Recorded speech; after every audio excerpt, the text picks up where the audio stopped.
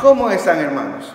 Vamos a continuar ahora con la reflexión y el estudio del día de hoy, que está en la segunda carta de Pablo a los de Tesalónica, conocida como la segunda de Tesalonicenses. Es la segunda carta que Pablo escribió a estos cristianos en Tesalónica, luego de que en la primera carta él estuvo explicando sobre el rapto de la iglesia, lo que conocemos como arrebatamiento. En videos atrás hablábamos de la primera carta de Tesalonicenses capítulo 4, donde dice en el versículo 13 al 17, donde Pablo les está diciendo que cuando Cristo venga, va a arrebatar a su iglesia, va a llevarse consigo, que primero los que habían muerto esperando en Jesucristo iban a resucitar primero, luego los que estamos vivos nos iremos con él, porque Pablo se incluía pensando que iba a estar vivo cuando regrese Jesucristo en su segunda venida. Luego Pablo escribe una segunda carta, y quiero hablar de esa segunda carta, de la capítulo 2 especialmente, ténganla abierta, porque hay mucha gente que está diciendo que estamos en los tiempos de la gran tribulación. Hermanos, quiero aclarar un poco esto el día de hoy. Muchas sectas, muchas personas están enseñando y retransmitiendo por redes sociales esta frase, este dicho de que estamos en una gran tribulación. Quiero decirles que eso no es verdad, no es cierto. La primera carta que Pablo escribió sobre el arrebatamiento de la iglesia en los años más o menos 50 después de Cristo era porque había, al parecer, circulaba en el pueblo de Tesalónica, entre los cristianos, estaba circulando una carta, un informe que se le atribuía a Pablo, diciendo que el rapto de la iglesia ya había sucedido, para sembrar desánimo, para sembrar temor y tristeza en la iglesia de Cristo en esa época. Muchos cristianos en Tesalónica en esta temporada, después de Cristo, estaban sufriendo persecución. Otros estaban escondidos, otros estaban presos, detenidos por la causa del evangelio, por creer y seguir a Jesucristo. Entonces, con esta carta que alguien inventó y la retransmitió haciéndose pasar por una carta de Pablo, muchos cristianos estaban asustados y tristes, desolados, pensando que ya el rapto de la iglesia había sucedido y que ya ellos no eran partícipes del privilegio de estar con el Señor, porque ya decían que ya se había ido la iglesia. Más o menos como lo que estoy escuchando hoy en día de ciertos miembros de ciertas sectas diciendo que estamos en los tiempos de la tribulación, del apocalipsis. Hermanos, esto no ha sucedido porque el arrebatamiento, el rapto de los creyentes aún no ha sucedido. Entonces no podemos decir que estamos viviendo en el tiempo de la tribulación o gran tribulación, porque la iglesia aún está existiendo en este planeta. Lo que sí estamos viendo es que los gobiernos están preparando, sin darse cuenta, el camino al anticristo. ¿Y por qué digo esto? Porque no estamos en los tiempos del apocalipsis o no estamos en los tiempos de que el anticristo está gobernando por medio de las potencias mundiales. Aún no. Todavía no se ha manifestado el hombre que debe poner paz mundial como el anticristo. Y si bien es cierto que los gobiernos de este mundo están gobernando y están, sin darse cuenta, preparando el camino al anticristo, al nuevo orden mundial, si bien es cierto eso, los gobiernos nos han prohibido salir, nos han prohibido congregarnos, nos han prohibido abrazarnos, nos han prohibido visitarnos, nos han pedido que nos mantengamos aislados, y muchos incluso están aislados con pánico, con miedo. Todo esto ocurre, lo que está ocurriendo en este mundo no significa que estamos en la gran tribulación, como no significaba en los tiempos de la segunda carta de Tesalónica, que decían algunos falsos maestros que estaban ya en la tribulación en esa época. Eso no ocurre, pero sí lo puedo decir que se está preparando el camino al anticristo, porque lo que está pasando hoy, el hecho de que los gobiernos nos han obligado a estar aislados y estar en casa, han prohibido celebrar cultos al Señor. Lo que sí puedo decirles es que eso es un entrenamiento, un adiestramiento. Los gobiernos están entrenando a la población, o más bien acostumbrando a la población a ser sumisa, a que la población que se quedará para esa época, cuando venga el anticristo, esa población esté ya acostumbrada a ser sumisa, a ser dependiente de una entidad humana como autoridad y que y hagan lo que la autoridad gubernamental les diga, una especie de dictadura. Entonces, lo que está pasando hoy con los gobiernos y que están usando esta pandemia para mantenernos aislados y en casa es solamente la estrategia de Satanás para que los gobiernos entrenen a la población a que se acostumbren, a que sean sumisas, a que no hagan nada mientras el gobierno no les diga. Y eso sí prepara el camino al anticristo, porque él va a ser un dictador, va a hacerse pasar por el rey de reyes, señor de señores, a Jesucristo. Pues por eso es que queremos aplicar un poco hoy el estudio para entender un poco más sobre este asunto. Te invito a que sigas los videos anteriores que hemos estado hablando. Incluso el video anterior habla de si los salvos en YouTube de la Iglesia Bíblica Bautista Rey de Vida, si los salvos debemos preocuparnos por la marca de la bestia. Eso está explicado en el anterior video. Debemos entender qué es lo que prepara el camino al anticristo y debemos entender cuándo es que el anticristo está ejerciendo poder. La iglesia verdadera verá los preparativos del camino del anticristo, pero no vivirá en el gobierno del anticristo. Eso es lo que debe ser claro. Nosotros veremos el sufrimiento de la población, veremos el camino, cómo se prepara el camino del anticristo para que él gobierne, pero la iglesia, los salvos, los cristianos, los que hemos entregado nuestra fe a Jesucristo, no estaremos cuando el anticristo gobierne, porque primero vendrá el rapto, el arrebatamiento de la iglesia. Lo que vemos y estamos viviendo hoy con la posibilidad de un contagio por un virus no es ninguna evidencia de que la humanidad está siendo castigada por alguna plaga o cumplimiento apocalíptico. Eso todavía no, porque Apocalipsis todavía no se está cumpliendo. La iglesia ya en el capítulo 4 de Apocalipsis, la iglesia ya no estaría en este planeta, pero la iglesia todavía está.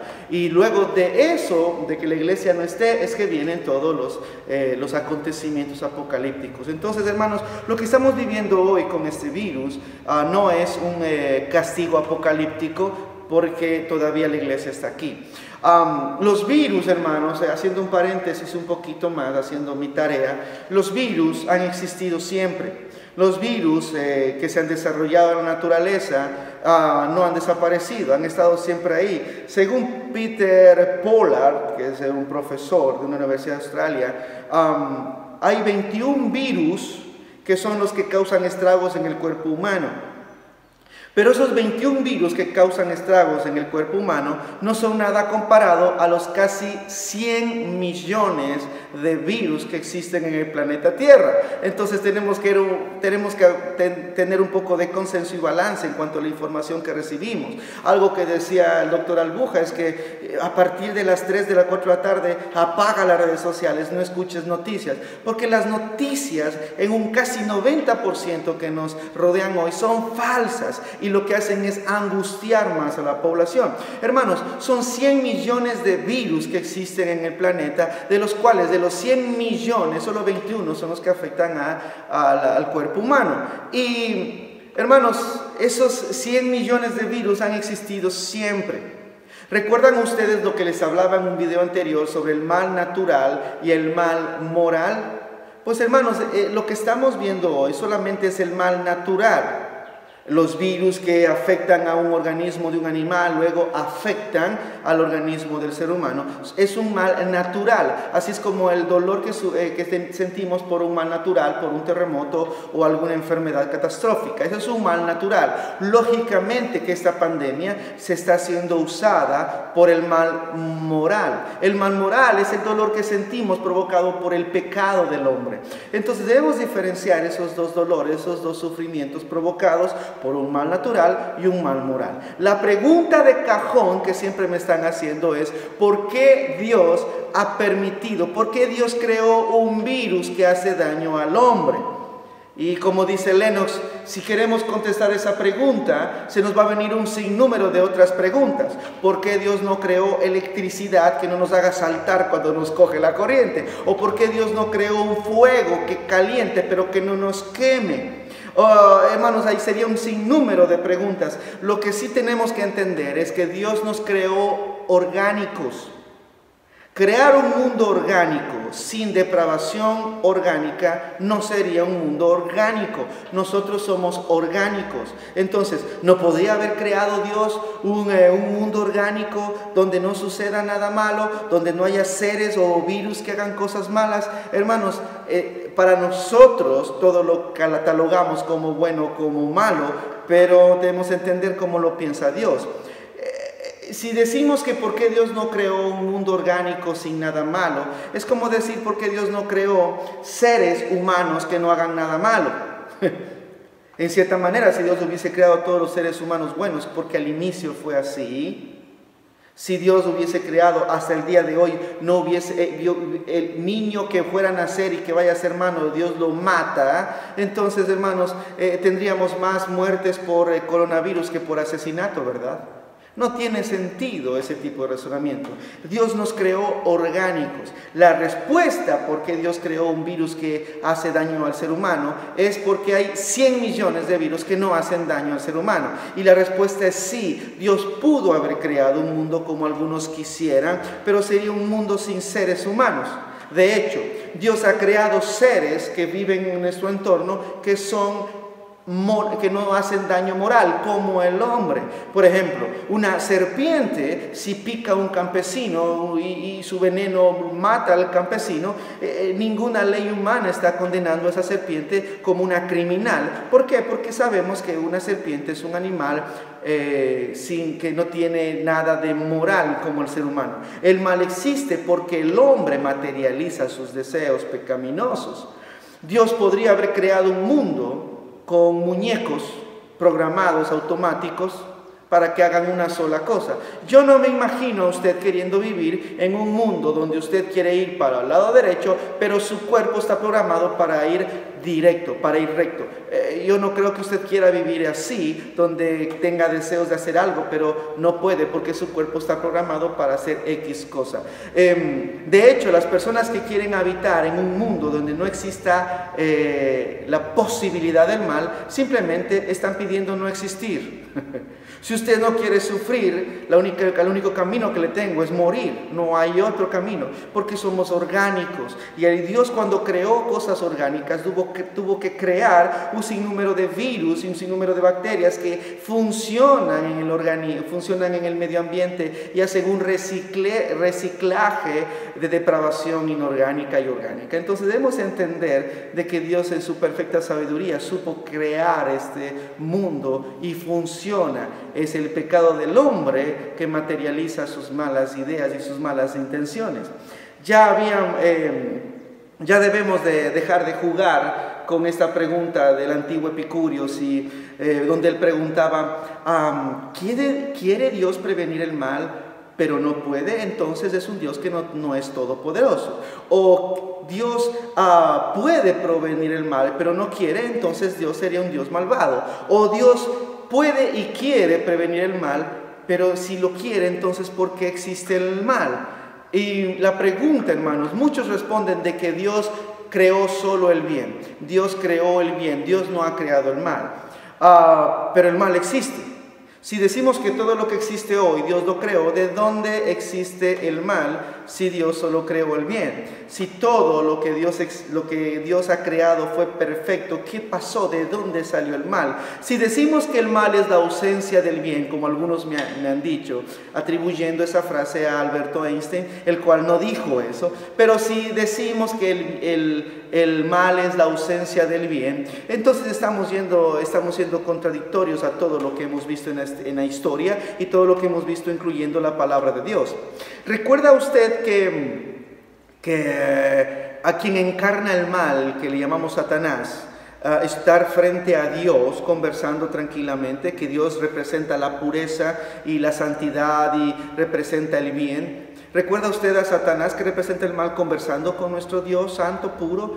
Parece que el mal puede existir, el mal no se limita a la presencia del bien. Entonces, ya desde el inicio de todo, se introdujo el mal en la creación con Lucifer. Dios creó a Lucifer, un ángel hermoso, perfecto y poderoso. Dios lo creó. Y el mal entró cuando Lucifer dejó que el orgullo controle su corazón y su mente. Y fue ahí donde él comenzó a maquinar algunas cosas provenientes de su corazón, del orgullo. El mal originó, mis hermanos, en el mismo cielo. ¿Dónde se originó el primer pecado si no es en el mismo cielo? Con la desobediencia y la mala decisión de Satanás de rebelarse contra su creador. Dios creó todo perfecto, incluyendo a Satanás, pero para nosotros Satanás es lo malo. Entonces Dios creó el bien, pero también creó la posibilidad del mal. ¿Cómo fue eso? Simplemente cuando nos dio la decisión, el poder de decidir, el libre albedrío. Ahí Dios creó la posibilidad del mal. Dios no creó el mal, pero la posibilidad del mal sí, cuando nos creó a nosotros y nos dio la posibilidad de tomar decisiones. Y nosotros somos los que materializamos el mal. Y algo muy bonito es que Dios termina usando todo, inclusive el mal, para un propósito. Romanos 8:28 dice que todos los que aman a Dios, todas las cosas les ayudan a bien, que cuando son conforme llamados a su propósito. Entonces Dios puede usar el mal y el sufrimiento para entrenarnos y enseñarnos y desarrollarnos. Para nosotros acá en la tierra, todo lo diferenciamos con bueno o malo, pero en la mente sabia y eterna de Dios, las cosas no funcionan así.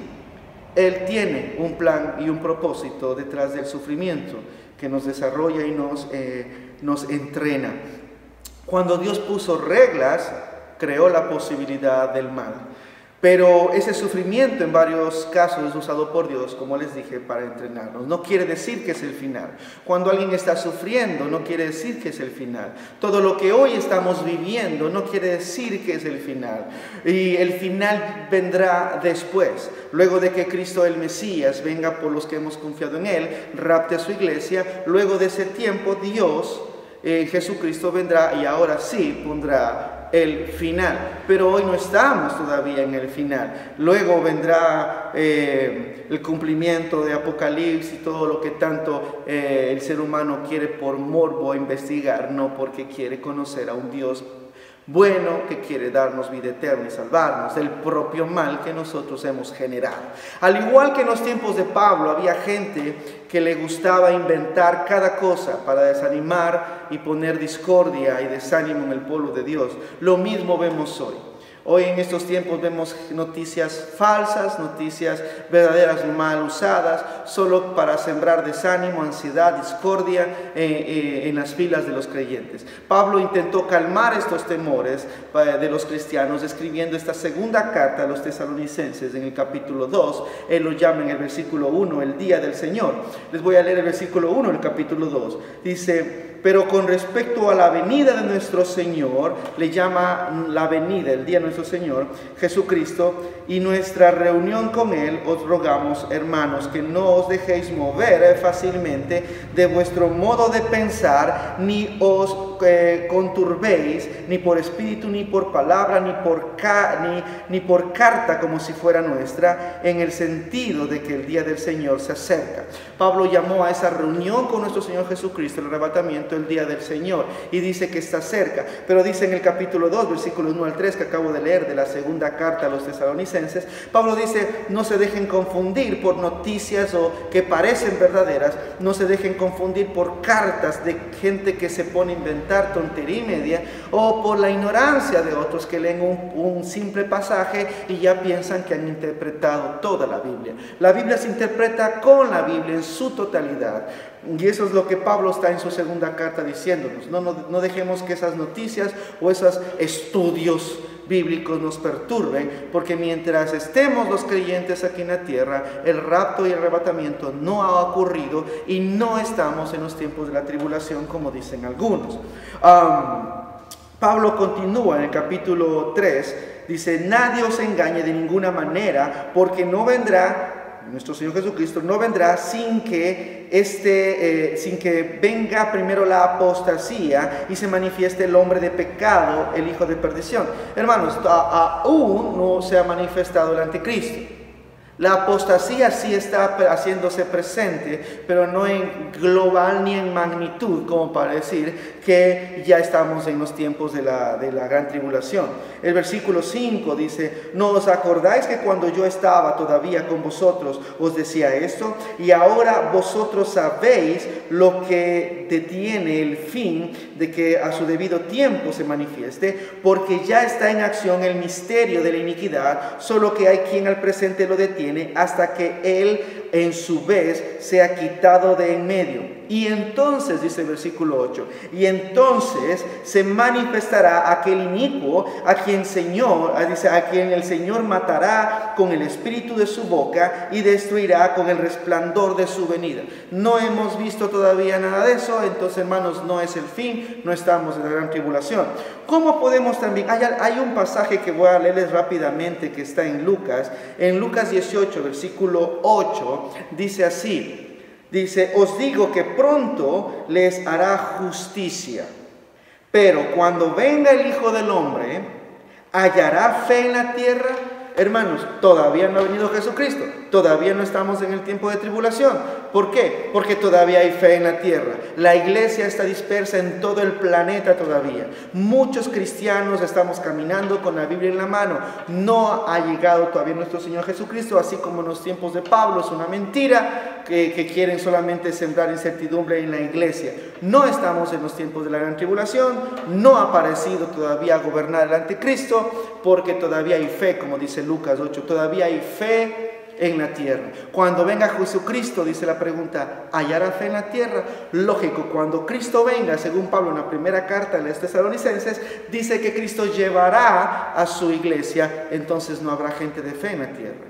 Tendrá que salir un nuevo grupo a evangelizar y a enseñar, pero la iglesia ya no estará, y eso todavía no ocurre. Pablo en su primera carta nos habla de que esto va a ocurrir, y en la segunda nos está explicando qué viene primero. Lo que sí hay que preocuparse, y con esto voy a terminar, lo que sí hay que preocuparse es en lo que está en la segunda carta de los Tesalonicenses capítulo 2, del versículo 9 en adelante. Miren lo que está, y de esto sí hay que preocuparse. Dice versículo 9: inicuo cuyo advenimiento es por obra de Satanás, el anticristo, hablando del anticristo, con gran poder y señales y prodigios mentirosos, y con todo engaño de iniquidad para los que se pierden, por cuanto no recibieron el amor de la verdad para ser salvos. Ahora comencemos a preocuparnos. El anticristo va a gobernar con poder de Satanás en un tiempo donde la población quede sin fe, que ellos no quisieron saber nada del amor de Dios en Jesucristo para ser salvos. El versículo 11 dice: por esto Dios les envía un poder engañoso para que crean la mentira, a fin de que sean condenados todos los que no creyeron a la verdad, sino que se complacieron en la injusticia. Esto es lo que debemos preocuparnos, porque cuando la gente se quede sola, sin la iglesia en este mundo, cuando Cristo venga por los creyentes, por sus hijos, la gente quedará sin quien los oriente, y la gente quedará, y la mayoría en su totalidad casi son gente que rechazó el amor y la verdad de Jesucristo. Y dice Dios que a esa gente no tendrá ya oportunidad.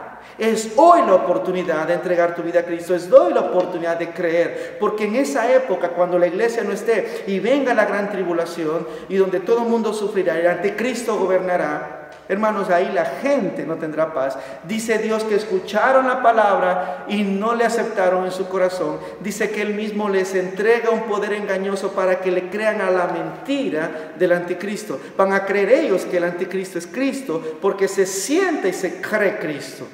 Hermanos, en esa época la gente ya será condenada y no habrá oportunidad.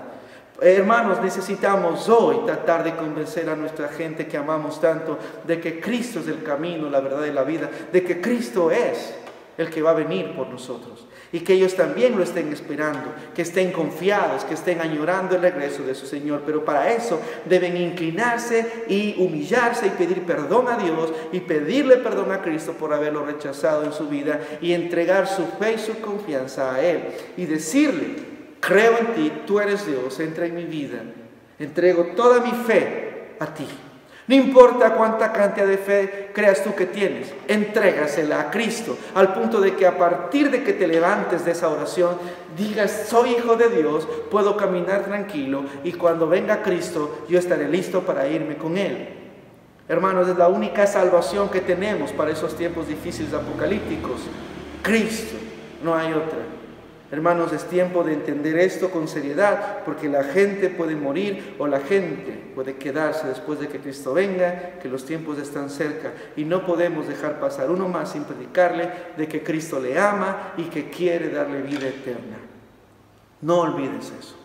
Y Padre, gracias te damos por esta oportunidad de estar conversando, mi Dios, a través de las redes sociales con mis hermanos. Espero que la segunda carta de Tesalonicenses afecte en el corazón de muchos. Porque en aquel tiempo, cuando tú vengas por nosotros, la gente sufrirá y lastimosamente serán condenados. Padre, perdona nuestros pecados y perdona los pecados de mis hermanos y familias y amigos. Y dale la oportunidad a aquel que no te conoce de conocerte. Toca sus corazones y toca sus mentes. Cambia su forma de pensar. Cautívalos con tu amor, con tu gran, inmenso amor demostrado en la cruz, para que en estos tiempos haya oportunidad todavía de salvación y de vida eterna para muchos más. Padre, que nada de lo que algunos están sufriendo sea desperdiciado, que puedan ellos caer de rodillas y levantar la mirada al cielo, dándote y entregando, mi Dios, su fe a tu Hijo amado Jesucristo. Gracias por esto, Padre eterno. Toda esta gente, tu iglesia en todo el mundo, queda en tus manos. Bendíceles, cuídales y provee para sus necesidades y te ruego y te imploro, usa a cada salvo, a cada cristiano, como solo tú sabes hacerlo, de la mejor manera, para llevar el Evangelio y la ayuda necesaria al que más lo necesita. En el nombre de Jesús nos despedimos. Amén y amén. Gracias por acompañarme. Será hasta la próxima.